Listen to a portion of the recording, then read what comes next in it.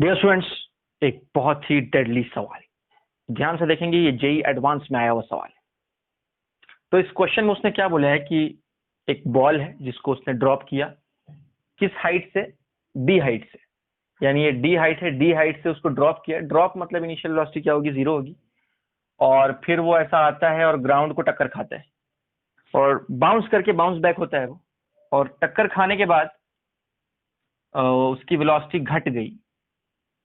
और घटने के बाद तो ये मतलब पहले ऊपर से नीचे आया इस तरह से, और किसी पर्टिकुलर वेलोसिटी से वो टकराया होगा, और टक्कर खाने के बाद उसकी वेलोसिटी घट गई तो वापस रीबाउंड हुआ। तो जब रीबाउंड हुआ तो उसका वापस जाने का रास्ता मैं इधर दिखाता हूँ अलग से ताकि समझ में आ सके।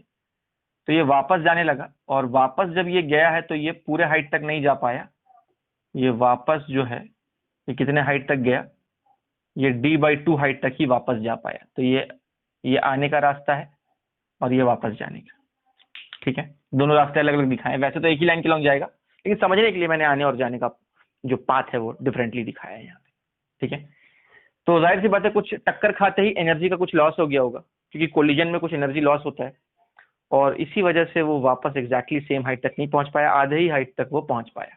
ठीक है, तो ए से बी, बी से सी, यानी पहले वो ए से आया बी, और बी से वो कहाँ चला गया? सी चला गया।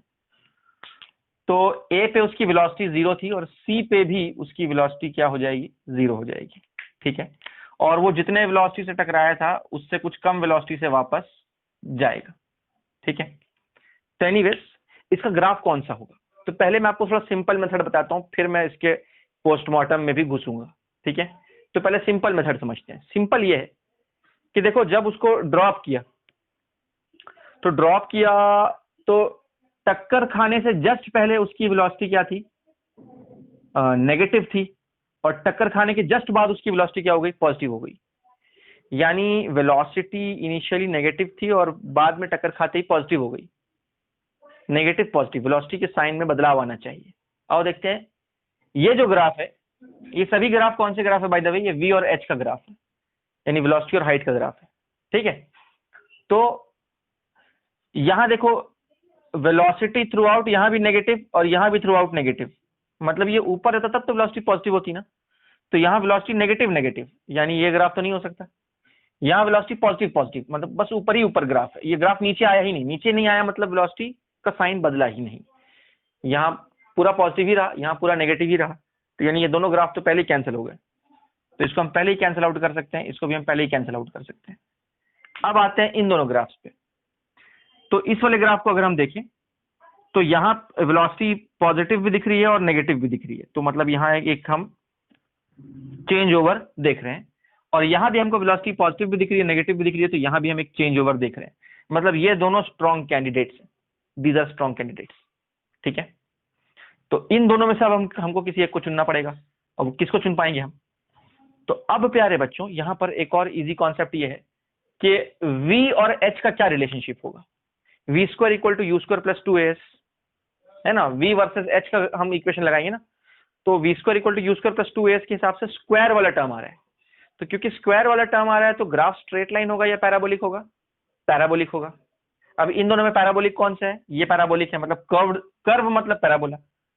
ये तो स्ट्रेट लाइन है, ये पैराबोला है। तो मतलब सही ग्राफ कौन सा होना चाहिए? ये होना चाहिए दी एंड। आ गया आंसर, समझ गए? सो इजी ना डियर। ये आपको मैंने शॉर्टकट में बता दिया कि आप पहले देखिए कि वेलोसिटी का साइन बदला है। कहाँ साइन बदल रहा है? दो केसेस में साइन बदल रहा है। इनमें से कौन सा पैराबोलिक है? वो पैराबोलिक में हमने चूज कर लिया, आंसर आ गया हमारा। लेकिन अगर आप इसको क्रिटिकली एनालाइज करना चाहते हैं तो जरा हम और बारीकी के अंदर जा सकते हैं। कैसे बारीकी के अंदर जा सकते हैं मैं आपको बताता हूँ। कि देखिए, इसके लिए हम इक्वेशन लिखते हैं डियर स्टूडेंट्स। तो मैं क्या कर रहा हूँ? ग्राउंड पे ओरिजिन चूज कर रहा हूँ। ग्राउंड पे मैं क्या चूज कर रहा हूँ? ओरिजिन चूज कर रहा हूँ। तो इक्वेशन में क्या लिख पाऊंगा? इक्वेशन में लिख पाऊंगा v square is equal to u square plus 2as। अब s को मैं क्या लिख रहा हूँ? y माइनस वाई नॉट, क्योंकि अगर ओरिजिन यहाँ है तो वो इनिशियली तो वहां था, तो initially it was having some y coordinate, तो वही y नॉट है। तो अब इसको मैं वैल्यूज पुट करता हूँ, तो ये v square is equal to u square, ये वाला टर्म तो क्या हो जाएगा? 0 हो जाएगा, क्योंकि उसकी इनिशियल वेलोसिटी क्या है? 0 है।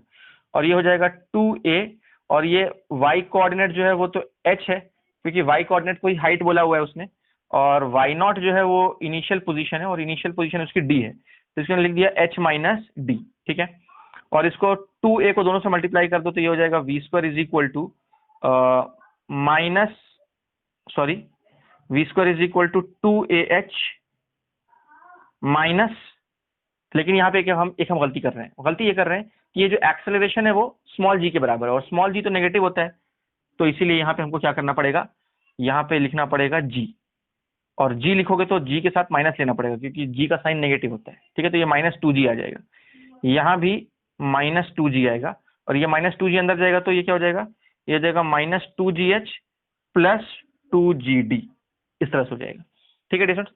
अब अगर आप ध्यान से देखें तो यहाँ पर ये पूरा टर्म कांस्टेंट है, 2 कांस्टेंट है, g कांस्टेंट है, और d मतलब d की कोई तो फिक्स वैल्यू होगी ना, वो कांस्टेंट है, तो ये पूरा टर्म कांस्टेंट है।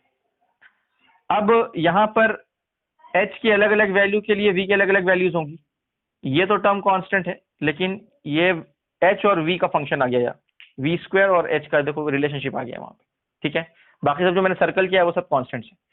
तो अब आपको मैं याद दिलाता हूँ डियर स्टूडेंट्स कि जब हमने पैराबोला पढ़ा था तो मैंने आपको बताया था कि y इज इक्वल टू के एक्स स्क्वायर रहा, यानी प्लस के एक्स स्क्वायर रहा, तो वो ग्राफ कैसा बनता है, x का स्क्वायर है तो ग्राफ किसका सिमेट्रिक रहेगा, y के सिमेट्रिक रहेगा। तो देखो यहाँ x स्क्वायर का भी टर्म साइन प्लस है और y का भी साइन क्या है, प्लस है, तो ग्राफ y के सिमेट्रिक हो गया और पॉजिटिव y की तरफ।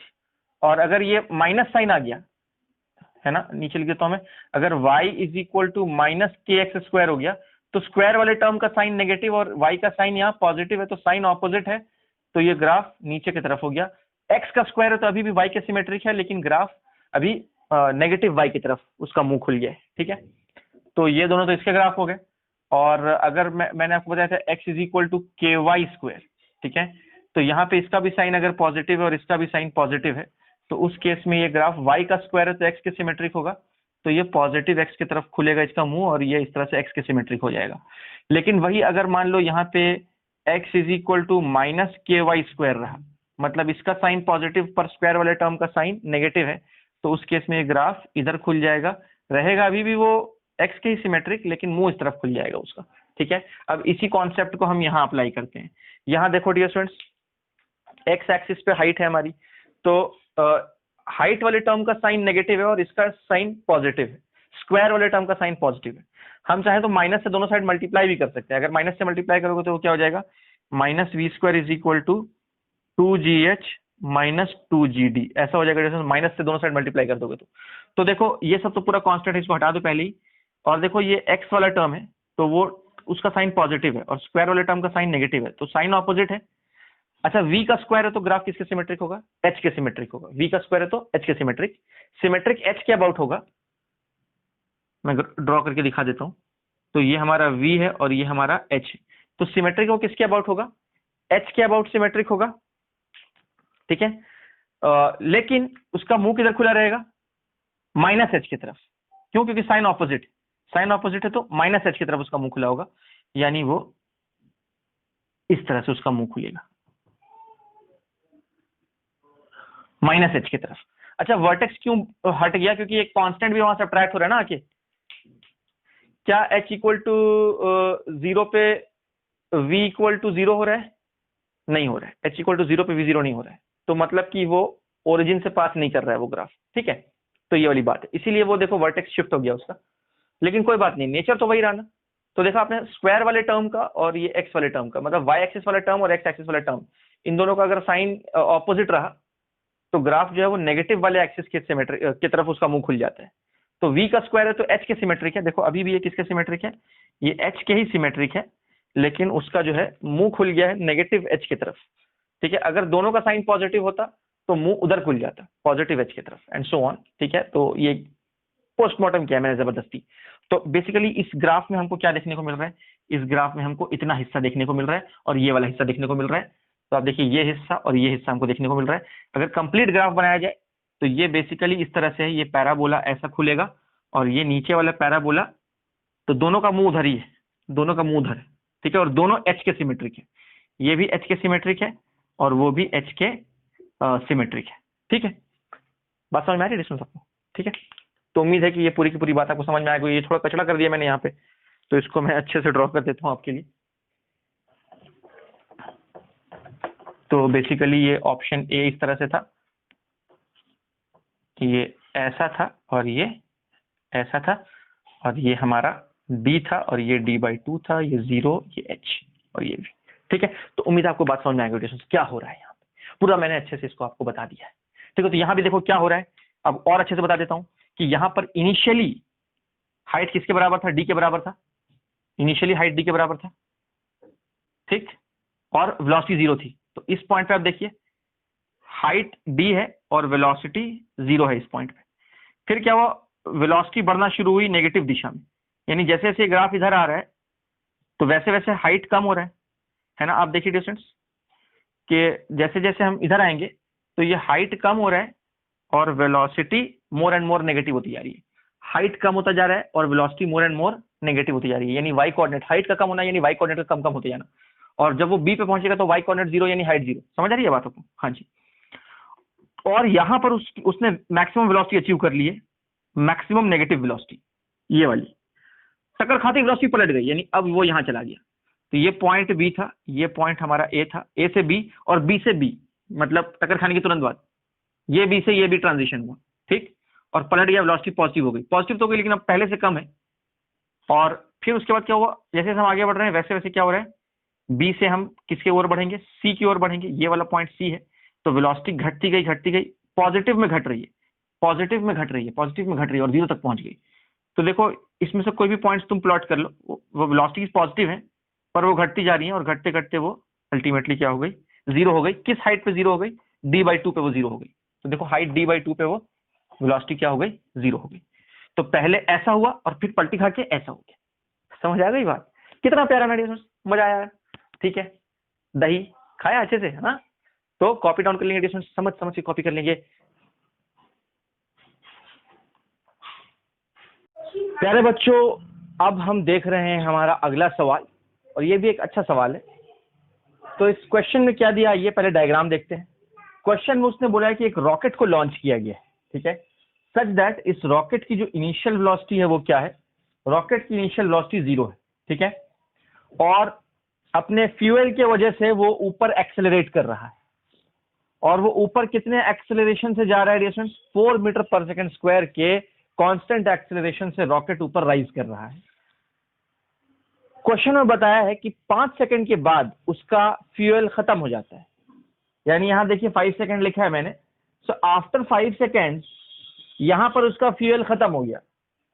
तो यहां पर उसका फ्यूल खत्म हो गया डिस्टेंस, पर यहां से यहां आने तक उसने कुछ ना कुछ वेलोसिटी हासिल कर ली होगी, let that velocity B v1, ठीक है। तो यहां से यहां तक मैं नाम दे देता हूं, इस पॉइंट को मैं पॉइंट ए बोल देता हूं। तो ये पॉइंट ए से मामला शुरू हुआ, ए से बी तक गया, ठीक है। अब बी पर फ्यूल खत्म हो गया है, तो बी से सी तक, इस पॉइंट को मैं सी बोल देता हूं। तो बी से सी तक अब उसका इंजन का कोई वहां पे फोर्स नहीं रहा, यानी बी से सी तक वो किसके हवाले हो चुका है, ग्रेविटी के हवाले हो चुका है। यानी कहने का मतलब यह है कि ए से बी तक एक्सेलरेशन है और बी से सी तक रिटार्डेशन है, such that top most point पे उसकी वेलोसिटी क्या हो गई, 0 हो गई। उसके बाद वो रॉकेट पलट के वापस आता है और वो फ्री फॉल हो रहा है क्योंकि फ्यूल खत्म हो चुका है। तो वो ऊपर तक गया और फिर वापस पलट के आके गिर गया नीचे, ठीक है। तो जब वो वापस पलट के नीचे गिरा तो मैं उसको अलग से दिखा देता हूं, वैसे वो उसी लाइन चलाऊंगा कि गिरेगा, लेकिन मैं समझने के लिए अलग से यहाँ पे ड्रॉ कर देता हूँ डिस्टेंस। तो ये रॉकेट इस तरह से आके यहाँ सपोज गिर गया, बूम, ठीक। तो इस पॉइंट को मैं नाम दे देता हूं, इसको मैं डी बोल देता हूं, ठीक है।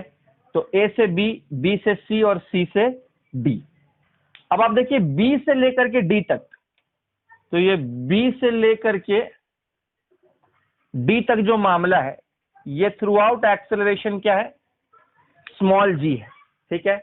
मतलब बी से डी तक एक्सेलरेशन की वैल्यू फिक्स है, उसकी दिशा भी फिक्स है और उसका मैग्नीट्यूड भी फिक्स है। ए से बी तक एक अलग एक्सेलरेशन है, उसका भी मैग्नीट्यूड फिक्स है और उसकी भी दिशा फिक्स है, ठीक है। तो उसने क्वेश्चन में हमको दो चीजें करने के लिए बोली हैं। एक उसने बोला है कि बनाइए इसका वेलोसिटी टाइम ग्राफ, ठीक है, वेलोसिटी टाइम ग्राफ हमें पूछा गया है नंबर 1, और नंबर 2 हमसे पूछा गया है इसका displacement time graph, displacement time graph. ये दो ग्राफ्स हमको प्लॉट करने, ठीक है। अब देखिए जनरली एग्जाम में एमसीक्यू बेस्ड क्वेश्चंस में आपको ग्राफ प्लॉट करने नहीं बोला जाता है, ग्राफ आइडेंटिफाई करने बोला जाता है। मतलब ऑलरेडी वहां 4 ग्राफ बने होंगे, जैसे पिछले सवाल में हमने देखा पहले से 4 ग्राफ्स मौजूद है, अब आपको आइडेंटिफाई करना है कि इनमें से कौन सा ग्राफ सही ग्राफ है। ये इजी होता है प्रोसेस, आइडेंटिफाई करना इजी है। छोटी छोटी चीजों को पकड़ो तो आप किसी भी एक पॉइंट के बेसिस पे ग्राफ को आप पकड़ सकते हैं कि सही ग्राफ कौन सा है 4 में से। तो एग्जाम में आपको आइडेंटिफाई करना आता है, जो कि बहुत इजी काम होता है। यहाँ प्लॉट करने बोला है तो चलो हम प्लॉट करते हैं। तो डियर स्टूडेंट्स, सिंपल सी बात ये है, अगर हम पहले वीटी ग्राफ की बात करें तो इधर मैं बना रहा हूं वेलोसिटी और इधर मैं ले रहा हूं टाइम। तो ये वेलोसिटी हो गया और ये टाइम हो गया, ठीक है। अच्छा, अब देखो ए से बी तक उसका एक्सेलरेशन पॉजिटिव है, ऊपर की दिशा में हमने पॉजिटिव लिया हुआ है। तो वीटी जो हम बनाएंगे ग्राफ, तो इनिशियली ए से बी तक, तो ये कौन सा पॉइंट रिप्रेजेंट कर रहा है? Point A. देखो इनिशियली उसकी वेलोसिटी 0 है ना, इसकी इनिशियल वेलोसिटी 0 है, इसलिए ये ग्राफ कहां से शुरू हुआ? ओरिजिन से शुरू हुआ। t इक्वल टू 0 पे v भी क्या है? 0। Why? Because initial velocity is 0। Slope positive and constant, मतलब acceleration is positive and constant from A to B, acceleration is positive and constant. लेकिन बी के बाद, बी से लेकर के डी तक throughout acceleration constant and negative है। तो इसके बाद स्लोप मैं कांस्टेंट और नेगेटिव बना दूंगा, ठीक है। तो मैं रफली ड्रॉ कर रहा हूं ये, तो ये हो गया कांस्टेंट एंड नेगेटिव स्लोप, ठीक है, इस तरह से। तो ये वाला पॉइंट कौन सा पॉइंट होगा डियर स्टूडेंट्स? ये होगा पॉइंट सी। क्योंकि पहले तो क्या हुआ, पहले पॉइंट ए पर वेलोसिटी 0 थी, बी पे मैक्सिमम हो गई, ये मैक्सिमम वेलोसिटी है बाय द वे, क्योंकि एक्सेलरेट वहीं तक हुआ। इसके बाद तो रिटार्डेशन शुरू हो गया, क्योंकि यहाँ फ्यूल खत्म हो गया है। तो और फिर टॉप मोस्ट पॉइंट पे फिर से वेलोसिटी क्या हो गई? 0। मतलब पॉइंट सी पर भी वेलोसिटी 0 है। ए पे 0 और सी पे फिर से 0। तो अब देखिए ए पे 0 और सी पर फिर से वेलोसिटी 0 हो गई, ठीक है। बात समझ आ रही है आप? तो सी पे वेलोसिटी 0 हो गई और उसके बाद फिर वेलोसिटी बढ़ना शुरू हुई, लेकिन नेगेटिव दिशा में बढ़ना शुरू हुई, बढ़ती गई बढ़ती गई बढ़ती गई बढ़ती गई, लेकिन नेगेटिव दिशा में। तो अब देखिए सी के आगे आप देखिए ये ग्राफ नीचे जा रहा है, यानी कि नेगेटिव में वेलोसिटी बढ़ती जा रही है, ठीक है। और ये वो पॉइंट है जहां पे उसने ग्राउंड को हिट किया, यानी this is our point D. तो पॉइंट डी पर अल्टीमेटली कुछ ना कुछ वो वेलोसिटी गेन कर चुका होगा, इस तरह से। तो ये हो गया डियर स्टूडेंट्स हमारा वेलोसिटी टाइम ग्राफ, ठीक है। अच्छा, अगर हमें डिस्प्लेसमेंट टाइम ग्राफ बनाना है तो वो भी हम ड्रॉ कर लेते हैं। तो डिस्प्लेसमेंट टाइम ग्राफ के लिए कुछ नहीं डियर स्टूडेंट्स, बहुत सिंपल है वो भी। तो ये मैंने इधर डिस्प्लेसमेंट ले लिया और इधर मैंने क्या ले लिया? टाइम ले लिया, ठीक है। अच्छा, ए से बी तक क्या हो रहा है? एक्सेलरेशन हो रहा है, ठीक है। तो एक्सेलरेशन हो रहा है तो वेलोसिटी बढ़ रही है, ए से बी तक वेलोसिटी बढ़ रही है, मतलब स्लोप बढ़ना चाहिए। तो वो कैसा बनेगा? एक पैराबोला बनेगा इस तरह से। तो ये देखिए ये एक्सेलरेशन हो रहा है, पैराबोला का स्लोप बढ़ रहा है, स्लोप बढ़ रहा है, ठीक है। अच्छा, और बी से सी तक क्या हो रहा है? रिटार्डेशन हो रहा है, तो स्लोप अब घटना चाहिए। तो इस पॉइंट के बाद स्लोप घटना शुरू हो जाएगा, ठीक है। तो मैं इसको अलग कलर से शो करता हूं। तो ये स्लोप इस तरह से घटना शुरू हो गया। फिर इसको ना मैं इस तरह से बना रहा हूं, ये देखिए ऐसा, ठीक। तो मैं पॉइंट्स के नाम दे देता हूं। ये पॉइंट ए है, ठीक। ये वाला पॉइंट जो है ये पॉइंट बी है। ये वाला जो पॉइंट है ये पॉइंट सी है, और घूम के ये वाला जो पॉइंट है ये पॉइंट डी, ठीक। अच्छा, ऐसे मैंने क्यों बताया? आप देखो, देखो t इक्वल टू 0 पे डिस्प्लेसमेंट 0 है या नहीं है? ना, इक्वेशन लिख के बताता हूं मैं आपको। देखो इक्वेशन क्या होगा? s is equal to u t plus half a t square. Initial velocity 0 है तो इक्वेशन क्या बनेगा? s is equal to half a t square. ये कहां से कहां तक? a टू b के लिए ये इक्वेशन है। अब आप देखिए t का स्क्वायर है, इसीलिए ग्राफ किसके सिमेट्रिक है? s के सिमेट्रिक है। तो ये पैराबोला अगर आप देखें तो ये पैराबोला इस तरह से, ये पैराबोला ऐसा, तो ये s के सिमेट्रिक है और क्योंकि स्क्वायर वाले टर्म का साइन भी पॉजिटिव है और इसका भी साइन पॉजिटिव है, इसका मतलब है कि ग्राफ पॉजिटिव एस की तरफ उसका मुंह खुला हुआ है। ठीक है, अगर ये रिटार्डेशन होता, इसका साइन अगर नेगेटिव होता, तो ये जो कि आगे है, आगे मैं बताता हूं आपको। तो अगर मैंने ए से बी के लिए ये इक्वेशन लिखा है, अगर मैं बी से डी की बात करूं तो बी से डी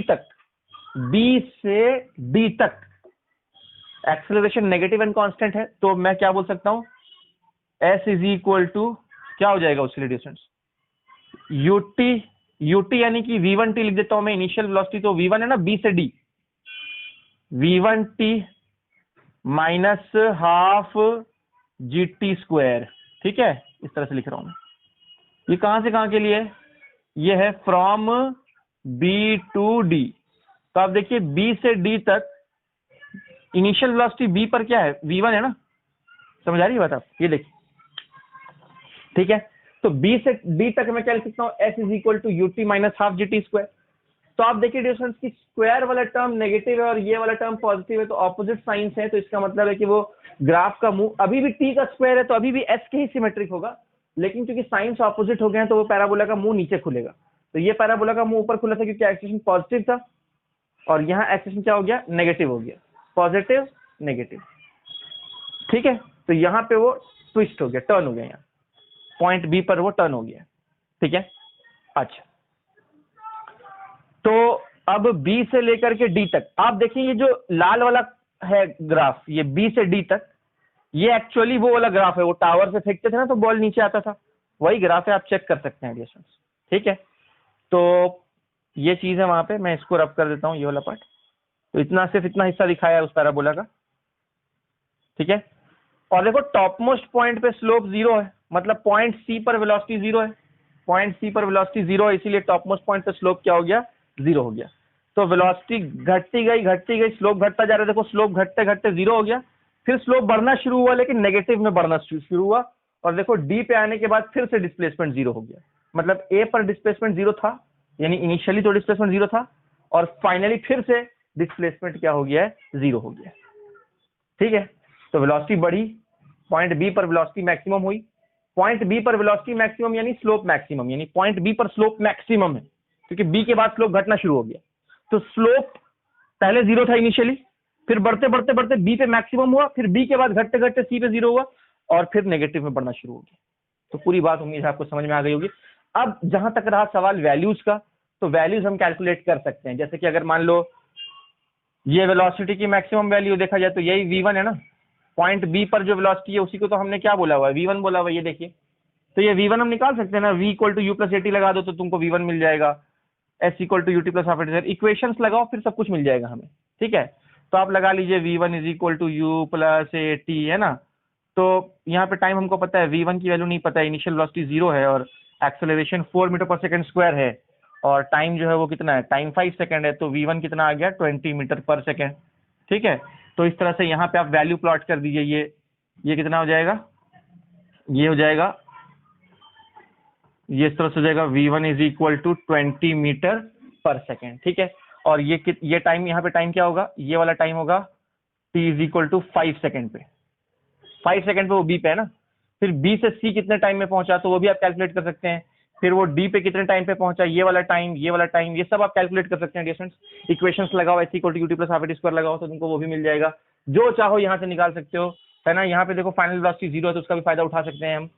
तो b से c तक अलग से इक्वेशन लगाओ, v equal to u plus a t लगाओ, टाइम मिल जाएगा, s equal to u t plus half a t square लगा सकते हैं यहाँ पे। ठीक है, तो डिस्टेंस ये भी आपको मिल जाएगा। ठीक है, और नहीं तो आप चाहें तो टाइम ऑफ एसेंट का फॉर्मूला लगा दें, यहाँ से यहाँ तक। टाइम ऑफ एसेंट क्या होता है, टाइम ऑफ एसेंट होता है u अपॉन जी होता है। तो यहाँ u क्या है, u v1 अपॉन जी है ना। ये कहाँ से कहाँ की बात हो रही है, b से c की बात हो रही है। तो b से c तक के लिए इनिशियल वेलोसिटी v1 है, तो v1 हमारा कितना है, v1 हम निकाल चुके हैं 20, तो यहाँ रख दो 20, और g की वैल्यू कितनी है 10, 0 0 कट गया, तो कितना आ गया 2 सेकेंड। यानी b से c तक का जो टाइम है वो कितना है, 2 सेकेंड है। तो b से c तक का टाइम, यानी कि यहाँ पर जो टाइम होगा ये एक्चुअली 7 सेकेंड होगा c पर। तो मतलब ये इंटरवल कितने का आ गया, ये इंटरवल 2 सेकंड का आ गया, एंड सो ऑन। फिर आप ना सी से डी तक के लिए भी लगा सकते हैं इक्वेशन, और वैल्यूज निकाल सकते हैं। बहुत सारे मेथड्स हैं, आप उसको फाइंड आउट करें। फिर ये ना, ये मैक्सिमम डिस्प्लेसमेंट है, ये मैक्सिमम डिस्प्लेसमेंट है, ये भी आप फाइंड आउट कर सकते हैं कि वो ग्राउंड से मैक्सिमम कितना हाइट तक गया होगा। रॉकेट वाले प्रॉब्लम्स हमने किए हुए हैं, ठीक है। तो यहाँ से यहाँ तक पहले S निकालो, ये S1 होगा, और फिर ये S2 निकालो। तो यहाँ से यहाँ तक के लिए S1 निकालो, यहाँ से यहाँ तक के लिए S2 निकालो, S1 S2 को ऐड करो तो आपको ना ये वाली जो डिस्प्लेसमेंट है वो मिल जाएगी आपको, ठीक है। तो वो भी आप कर सकते हैं डियर स्टूडेंट्स आराम से। यहाँ पे आप लगा लो v² = u² + 2s या s = ut + half t² से S1 मिल जाएगा। और यहाँ पे भी देखो हमको टाइम मिल चुका है, ये वाला टाइम कितना मिला हमें, ये वाला टाइम जो है ये 2 सेकेंड है। तो फिर यहाँ पे भी लगा लो आप s = ut + half t², देखो टाइम पता ही है, इनिशियल वेलोसिटी पता है, s = ut + half t² लगाओ तो ये वाला डिस्प्लेसमेंट मिल जाएगा, ये भी मिल जाएगा। दोनों को ऐड कर दो तो हमको ये वाला मैक्सिमम डिस्प्लेसमेंट यानी maximum height from the ground हमको मिल जाएगा एंड सो ऑन, ठीक है। तो ये सारा डेटा हम यहाँ पे पता लगा सकते हैं, ये कितने टाइम पे मैक्सिमम, ये तो 7 सेकंड है ना, 7 सेकंड पे ये मैक्सिमम हाइट पे पहुंचा। बी पर ये कितने टाइम पे पहुंचा है, 5 सेकंड में पहुंचा है। तो ये 0 सेकंड है, 0 से 5 सेकंड, 5 से 7, 7 से वापस ये ग्राउंड पर कितने टाइम पे आया वो भी आप कैलकुलेट कर सकते हैं। उसके लिए आप क्या करो, यहाँ से यहाँ तक s = ut + half t² लगा लो, यानी तो ग्राउंड से बी से डी तक लगाना पड़ेगा आपको इक्वेशन। तो बी से डी तक इक्वेशन लगा लो, आपको टाइम मिल जाएगा, ठीक है। उसमें ये वाला टाइम ऐड कर दो तो आपको टोटल टाइम भी मिल सकता है, ठीक है। तो एनीवेज बहुत सारे मेथड्स हैं, बाकी आप कैलकुलेशन मुझे उम्मीद है कि कर सकते हैं। मेरा मेन कंसर्न था आपको बस ग्राफ्स बताना कि ग्राफ्स का नेचर कैसा है। एग्जैक्ट वैल्यूज से उतना मतलब नहीं है, मेन ओवरऑल नेचर समझ में आना चाहिए कि पहले पॉजिटिव बाद में नेगेटिव क्यों हुआ, और ये पहले बढ़ा और बाद में घटा और फिर नेगेटिव में बढ़ा, ऐसा क्यों हुआ। ये मैंने बस आपको नेचर समझाना था, जो मैंने आपको समझा दिया। तो मुझे उम्मीद है कि ये पूरी बात भी आपको समझ में आ गई होगी, ठीक है। तो मैं चाहूँगा कि आप ये कॉपी कर लो, और बाई चांस किसी स्टेप में आपको फिर भी कोई डाउट हो तो आप मुझसे पूछ सकते हैं, ठीक है डियर फ्रेंड्स।